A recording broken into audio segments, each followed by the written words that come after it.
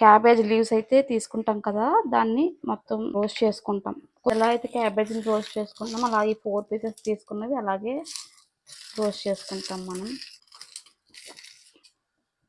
క్యాబేజ్ని అయితే మనం చిన్న చిన్న పీసెస్ కింద అయితే కట్ చేసుకుంటాం. మొత్తం తీసుకున్న లీవ్స్ ఇలా కట్ చేసుకున్నాక నెక్స్ట్ ప్రాసెస్కి వెళ్దాం. ఇలా ఒక రోల్ తీసుకొని కట్ చేసుకున్న క్యాబేజ్ ఉంటుంది కదండి, దాన్ని వేసుకొని దంచుకుంటాము.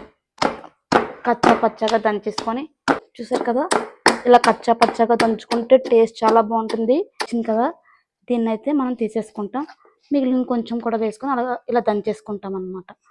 సెకండ్ టైం వేసుకుంది ఇది కూడా దంచేసుకుంటాం. ఇప్పుడు మనం కచ్చా పచ్చగా దంచుకున్న క్యాబేజ్ బౌల్లో అయితే వేసేసుకుంటాము. ఇక్కడ దీనికి ఒక 2 స్పూన్స్ ఆవాలు, మెంతులు, జీలకర్ర వేసుకున్న పౌడర్ అయితే వేసుకుంటామండి. లాస్ట్ టైం టమాటా పచ్చడి చేసిన పౌడర్ అండి ఇది కూడా.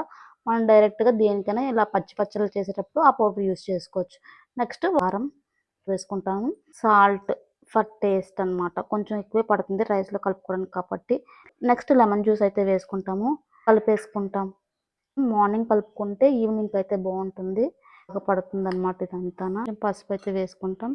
వేసుకొని ఆయిల్ అయితే వేసుకుంటాం అనమాట.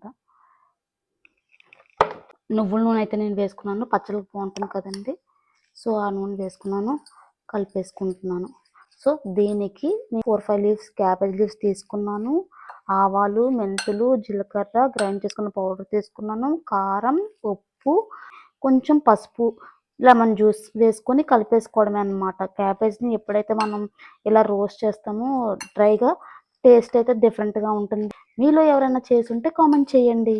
ఇలా చేసి ఉంచుకున్నామంటే డైరెక్ట్గా రైస్లో అయితే వేసుకొని తినండి, చాలా బాగుంటుంది. దోశల్లో కూడా చాలా బాగుంటుంది. Thank you for watching my channel. Bye.